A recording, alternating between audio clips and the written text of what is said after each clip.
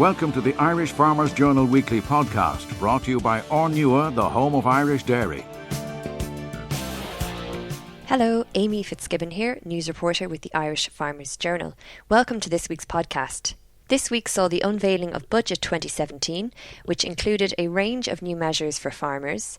Among them was the introduction of a new low-cost loan fund and tax averaging, which were broadly welcomed by farm organisations.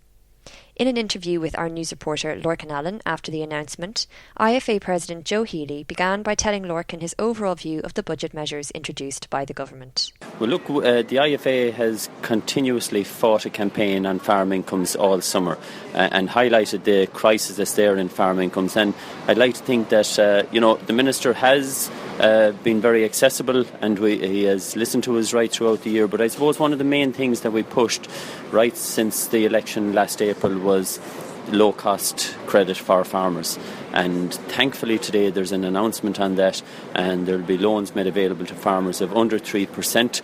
The finer details will be announced later.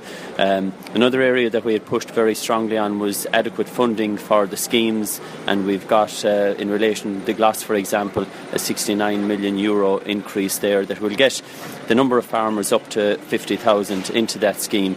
And also in relation to taxation, we had looked for measures in this budget to take account of the income volatility that's there on farms, and we've got those measures today in the income averaging and the opt-out for the year. So, there has been good moves as well, I think, in relation to the disregard, and I haven't privy yet to the finer details of it, but the income and child disregard and the farm assist. So when those were introduced in 2011, it meant the falling out of probably about 3,000 to 3,500 farmers that were qualifying for the farm assist. So hopefully those and others will be able to qualify with the changes today. So I suppose they were 4 or 5 of the main measures that we had looked for and that the IFA had lobbied very, very hard on all summer. So thankfully we've got those over the line.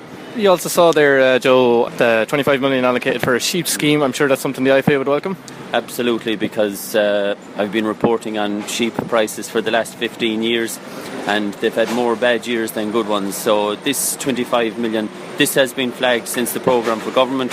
So to finally have it announced officially today is very welcome. And what the IFA Sheep Committee has worked on with the Department of Agriculture since it was announced earlier on is to make sure that the measures that qualify the sheep farmers for it are practical and farmer friendly and will not cost the farmer too much. I suppose maybe on the negative side of it, we had hoped that they might have brought forward the 25 million that they have in line for Budget 2018 for the areas of national constraint. Unfortunately, that wasn't brought forward, and I suppose we have the review of it next year, so that's probably one of the next big jobs for the IFA, to ensure that review does not impact negatively on hard-pressed farmers.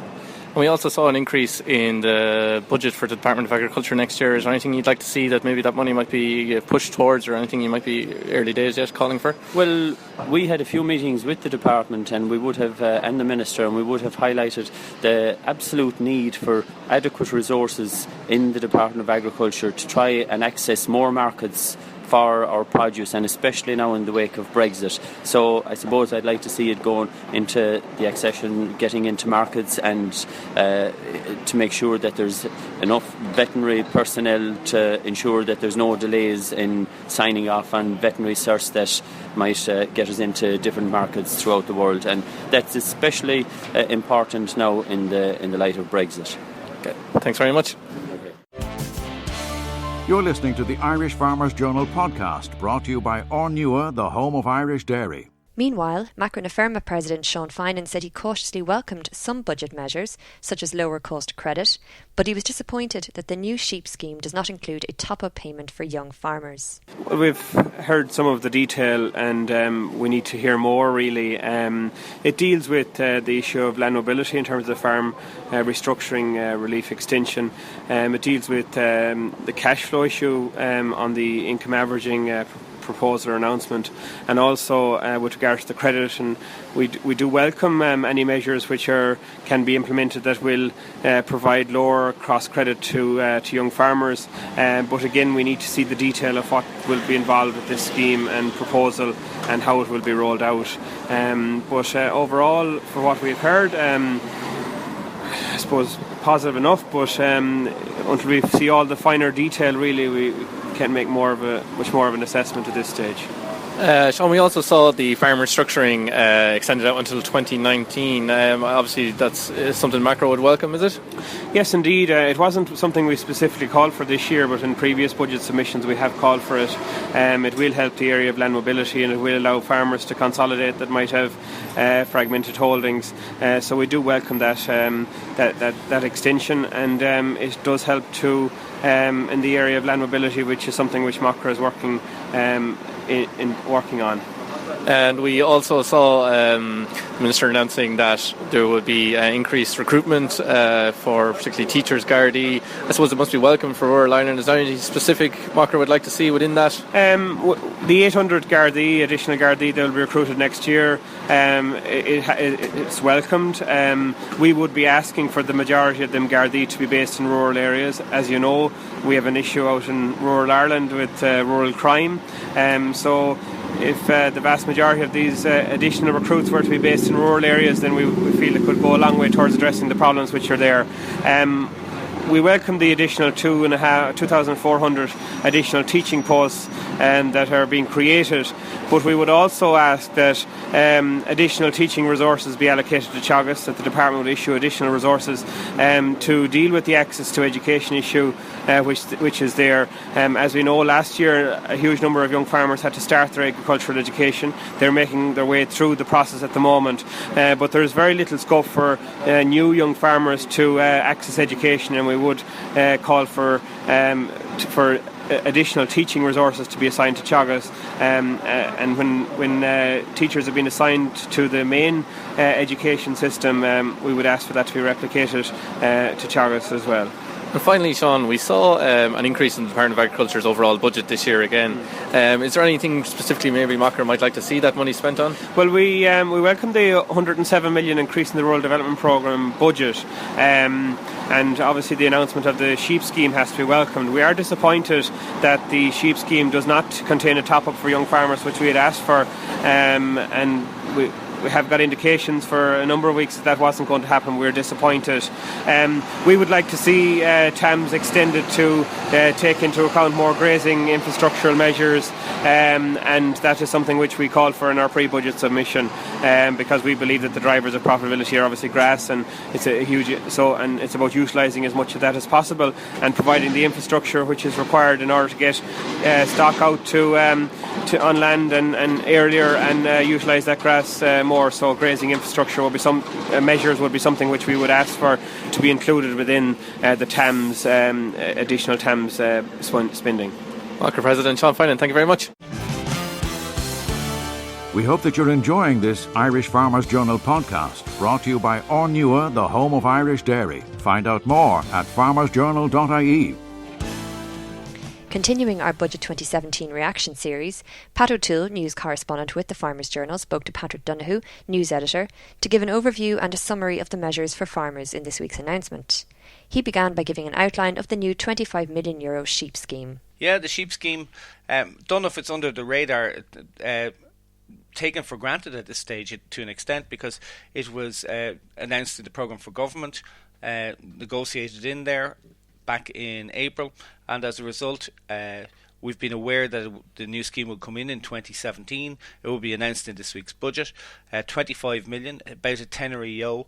It's posited as an animal welfare scheme, so it will be similar to the genomic scheme in that farmers will have to carry out a series of exercises to prove that they're displaying good management, good husbandry of their herd, and it's very welcome and very needed for the most exposed sector. I suppose again, a resilient sector though. Yeah, absolutely. Still over 30,000 sheep farmers. Numbers have, after a decade of decline, have stabilised and a slight rise last year. So the hope is that the sector because remember, sheep can exist on land where no other form of livestock are viable, and sheep farmers similarly are able to eke out a living on the poorest land in the most marginalised communities in the country. So hugely important. Staying with new money for, as you referenced, the genomics, the beef data and genomics scheme, BDGP, or the new suckler cow welfare scheme, as many have called it. New money there, and new money for TAMS as well, for upgrading farm works. Yeah, I suppose what we're seeing there, if you look at it in total, it's the big spend kicking in now for the Rural Development Fund. That's entirely necessary because we're moving into the middle stage of the 7-year programme.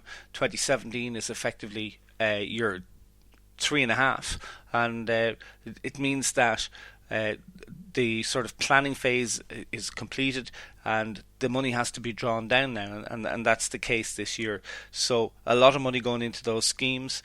Tillage farmers finally get to the TAMS table? Yeah, at last. There's been a lot of unrest in the tillage sector over the last 12 months. We've had a bad harvest again this year.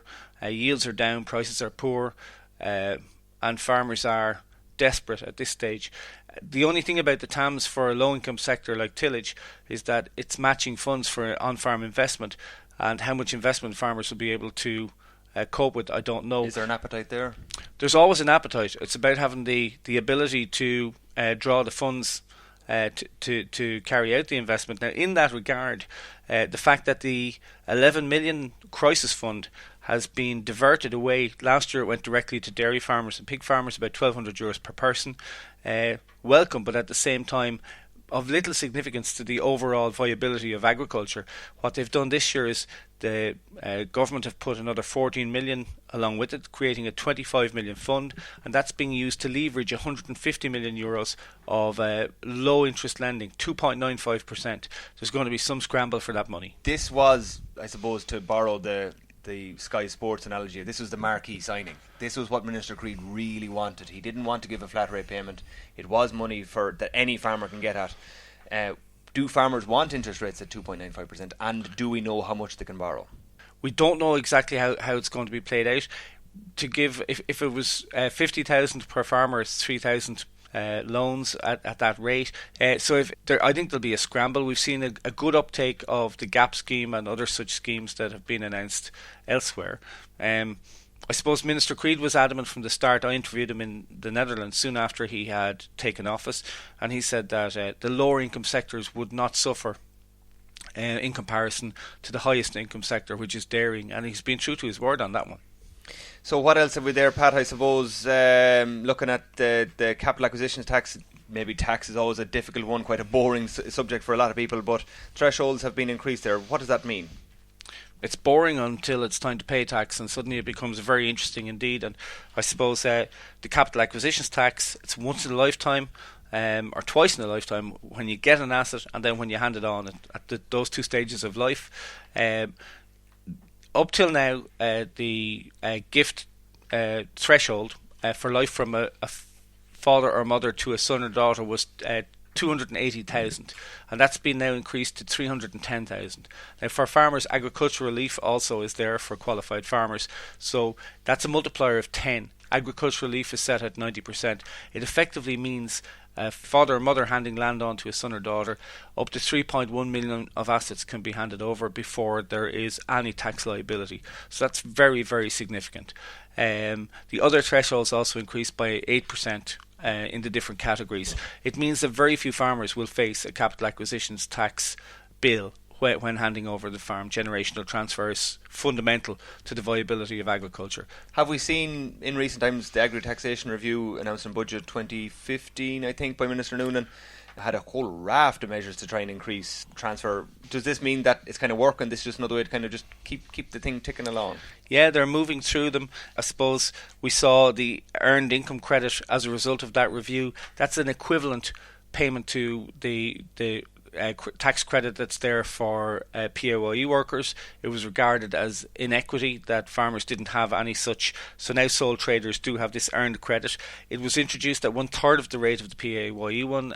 It was €550. It's been increased by €400, a little lower than expectations. It's up to €950 now, and the target is to have full equalisation within the lifetime of this government.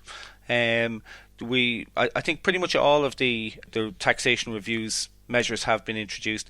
One which has come in this year, a very important one, which IFA have pushed hard, is some measure to address volatility. And what's happening this year is very timely. This because the income averaging or income sheltering. Tax bills are coming in at the end of the month. Tax is due. We have had a pretty horrendous year, particularly in dairying and tillage. But for farmers who are on income averaging, and especially in the higher earning sectors, income averaging would be taken advantage of by any farmer who's eligible.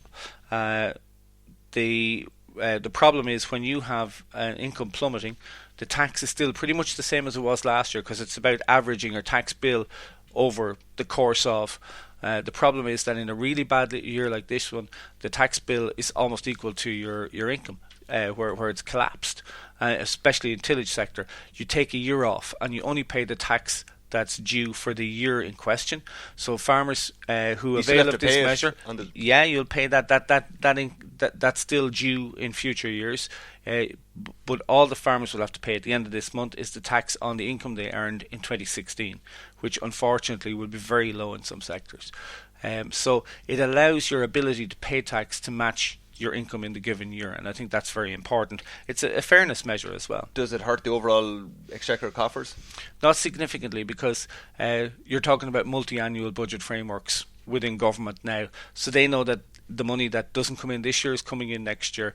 And with the government now, and Michael Noonan referred to it in his speech, they're able to issue 10-year bonds now for a fraction of 1%. So the cost of that money to the exchequer, as long as they know it's coming, is very small. Pat, you go through all the measures in farmersjournal.ie and in this week's Irish Farmers Journal, €10 million for organics, 117 million for forestry. Sum it all up, we've got beef, we've got dairy, we've got sheep. Is this a little bit for everybody, or is it a kind of a sense of there's been so many leaks and so many kites flown that it's kind of a sense of underwhelming? Well, one little surprise, which will be very welcome to most farmers, the flat rate VAT for unregistered farmers is up by 0.2% from 5.2 to 5.4%. In real terms? In real terms, if you sell a €1,000 bullock, that's an increase of €2. It doesn't sound that much, but it's better than losing €2. So it's valuable. Perfect, thanks Pat. And for more analysis on this week's budget and how it affects farmers, you can see this week's Irish Farmers Journal and visit www.farmersjournal.ie.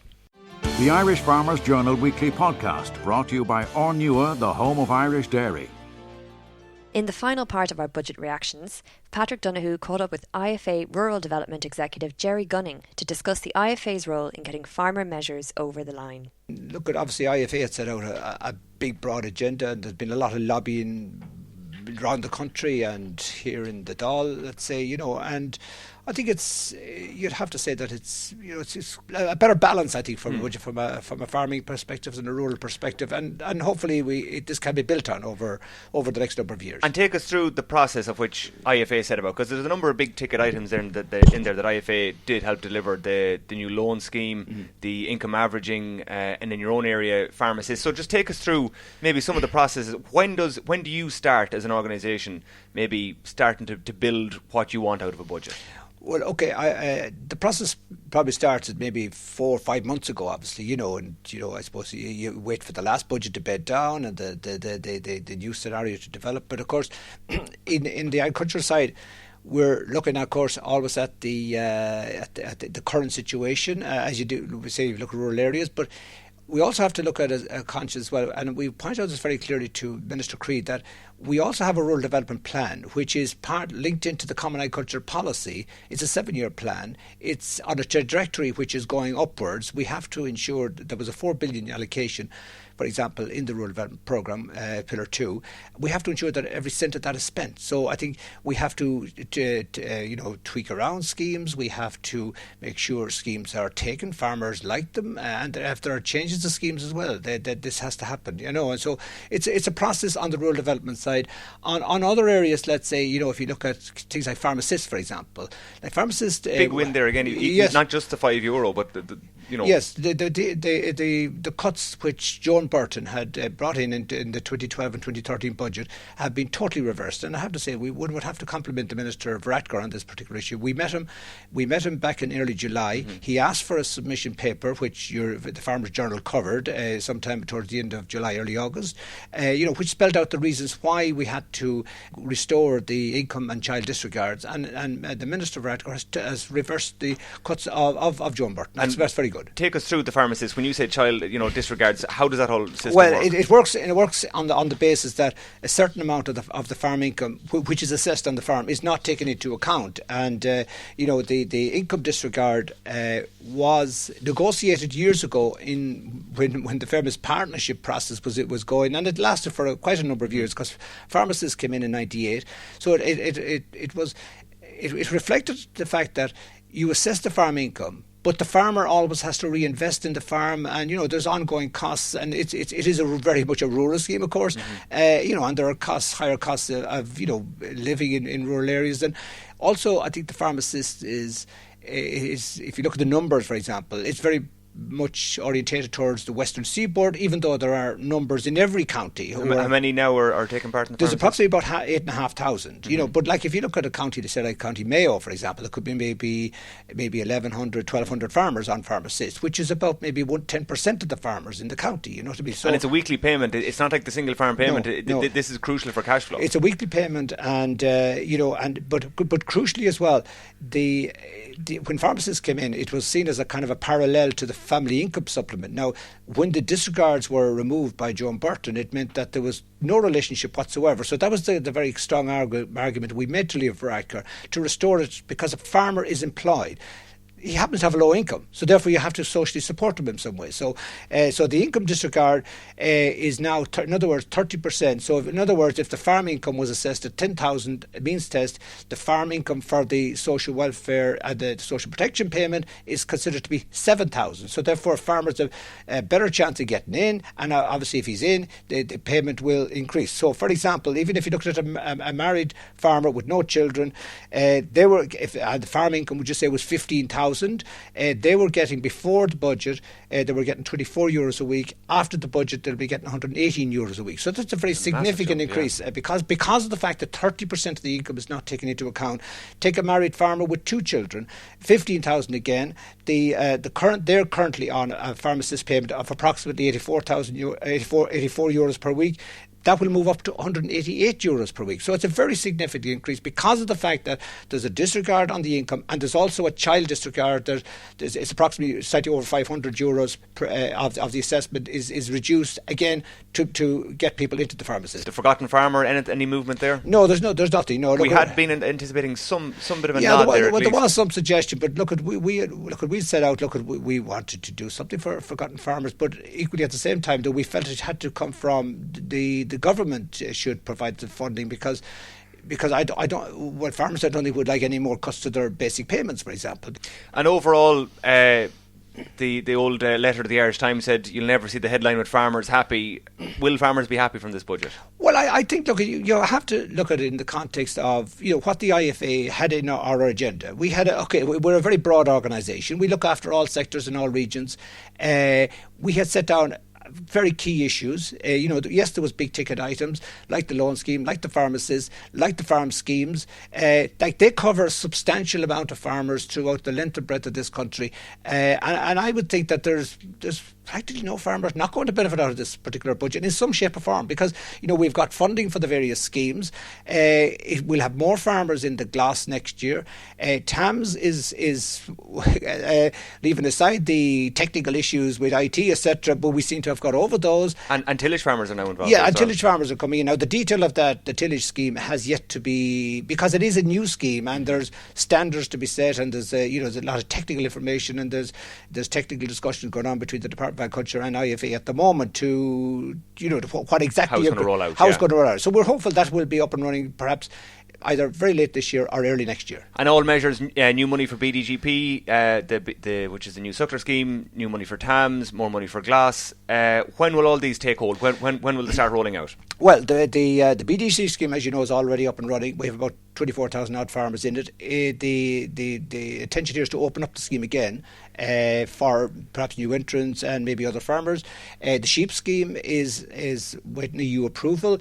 That will be in place next year, 25 million euros, 10 euros per ewe, and where farmers have to do certain tasks, and farmers in hill areas, they have to do less because of their the difficult situations, and also there's flexibilities in relation to the numbers, in relation to the community plans, etc. The ANCs, we were looking for the new disadvantaged area. Yeah. Now the government, the programme for government says that there's going to be to give an increased allocation of 25 million euros. The programme of government said 2018. We look for it to be brought forward a year earlier. It hasn't happened, but we will pursue obviously the 25 million euros more, obviously for even 2018, because there is a review of the ANCs to take place as well. So it may require additional money. IFA set out a very big agenda. I would have to say we've made great progress in a lot of areas. Great stuff. Thank you very much, Jerry. You can read more about the budget in this week's Farmers Journal and on farmersjournal.ie. You're listening to the Irish Farmers Journal podcast, brought to you by Ornua, the home of Irish dairy. Last week marked the 50th anniversary of the Long March to Dublin, undertaken by members of the National Farmers Association, later renamed as the Irish Farmers Association. Members marched for the right of farmers to be heard at the top table, something which makes this week's budget announcement particularly significant. National Farmers Association founding member and former Kerry County Chairman John Roach spoke to Mairead Lavery to reflect on that legendary march to Dublin that began on 7th of October 1966. I was County Chairman at the time, so I was leading the march from Kerry at the time. So we had the second longest walk. It was Cork left Bantry a couple of days before us, and we were second in after that. And what do you remember of it? Oh, it's still very clear in my memory because it was a big event at the time, Yeah, we left Listowel on the morning of the 9th, and we walked to the Devon that night and to a day or the second day. So we averaged about 20 miles a day for 9 days then, 9 days. Did people think you were mad, or did they come to support it? But the support grew every day, Even here in Limerick now, quite a number of farmers walked with us into Rathkeil, into Adair, and that. And then as we went further, we had the support seemed to grow all the time. I think we caught the imagination, and in Limerick City, Limerick and Clare joined us. Right. And then in Nina, North Tip joined us, and as it got bigger, we had Portlaoise, and there were probably about 12 counties, I'd say. Right, So that's and you got support in terms of accommodation and food, foot repairs. We had our own caravans. We had Sean Hayes pulled, I think it was 3 caravans, I'd say we had, and he pulled them ahead during the day to the next stop, So we lived in caravans and cooked our own meal. Right. Well, the ICA were very good to us in a lot of places. There was a lot of meals ready for us on the evenings, But other evenings we cooked our own meals, and we, some days were great and lovely, and then we got a couple of terrible wet days. So I'll always remember 9 days. 9 days. John, we averaged 20 miles a day, approximately. And the whole objective was to get the right to sit around the table. Yeah. Well, I think what led to it that day basically was sometime in the early part of the year, or immediately after the budget, I think, which would be in April. The NFA at the time wrote to the government asking for a top-level meeting because there was a lot of problems at the time. Cattle prices were gone through the floor, and there was other problems. And I think after a couple of months they got a reply back saying, we don't see any point in the meeting at this time. They were the words, I think, something like that. We don't see any use. So that's what triggered it, I think. And, it went from the march in October to probably the jailing of farmers the following April and May. Yes. It was a tough time. It was a tough time. It was, yeah. I spent 2 weeks in Limerick prison myself. That time really? I did, yeah. And it was. It built the organisation, and it changed the face of the organisation. IFA had only been established. It was only NFA at the time. NFA. 11 years old. 11 years. Yeah, 1955. Oh, yeah. Yes. Actually, I'm one of the founder members of that too. There was only 2 of us left in Kerry now, I think. The 6th of January in 55, we launched the NFA in the 4 provinces, Ballroom and Dublin. That's right, indeed. Yeah. Do you think is that spirit among farmers here still? If they're showing the leadership, I think they come through a tough time in the past year, and while I would have been retired, long retired from IFA because I involved in other things in co-ops and that, but I would always be peripherally involved. But I got re-involved, I suppose, after the problems of last year, and like I said to Richard Kennedy earlier, if these things don't kill you, they make you stronger, and I think we'll have a better IFA after it, Well, that's something to celebrate tonight. Yeah, and 50 it is, years to the day. You see, one thing is sort of one example, if you like, the first Kerry man to shake my hands in Mountjoy Square or in Parnell Square when we got to Dublin was my neighbour Johnny Brosnan. 50 years later, his son is county chairman of Kerry IFA, Sean Brosnan. Right. So that's the spirit of IFA and NFA, I think, and that's not going to die. All right. Well, listen, it's an anniversary worth remembering. It is, worth celebrating. It is. And thank you. It's nice to be out on the 50th anniversary. All right. So. Well, listen, thank you very much. You're welcome, Maria. Thanks, John. We hope that you're enjoying this Irish Farmers Journal podcast, brought to you by Ornua, the home of Irish dairy. Find out more at farmersjournal.ie. With the slurry spreading deadline arriving on the 15th of October, farmers and contractors are flat out to get slurry spread by Friday evening. Irish Farmers Journal beef and suckler editor Adam Woods spoke to Donegal-based Teagasc advisor Gary Fisher to see how local farmers are coping with excessive rain this autumn. First week of October, Adam, it's been a very difficult year, probably one of the most difficult years most farmers remember up in this part of the world. In terms of a fodder situation, there is going to be a fodder shortage this spring, there's no doubt about it. There is still farmers out there, not a big percentage at this stage, that still have silage to make.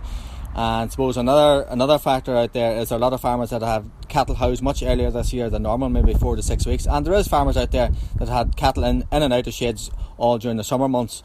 And unfortunately, a lot of the slurry tanks are now mightn't be 100% full, but they're fuller than they would like them. And that slurry has to go out. And it's only since Friday of last week that we've had any spell of dry weather. Ground is only coming to the stage now where it might be becoming accessible for slurry equipment. There's been quite a few contractors on to me already to see is there going to be a slurry extension, because the last thing you want is slurry going out onto land that is not suitable, because that's going to create a bigger pollution issue. So farmer, especially contractors, need to know in advance. There's no point in something has been announced 2 or 3 days before the deadline. You need to act sooner rather than later. In terms of fodder situation, is there a high percentage of animals housed as of yeah, it's very hard to put an exact figure on it. When I've been out in a lot of farms, and there's huge variation on land type in this county, as everyone knows. The farmers that are on drier land probably still have stock out, but they will be housed earlier than normal because grass is going away. But farmers then on heavy land have stock in at least, maybe on a lot of farms, at least 4 weeks, 4 to 6 weeks at this stage. So they're eating into silage stocks that they generally wouldn't be eating into maybe until mid-October, end of October. So come next spring, unless they start budgeting what silage they have in the yard now and what stock they have, will they have enough come next spring? And they need to do that exercise now rather than waiting until next spring.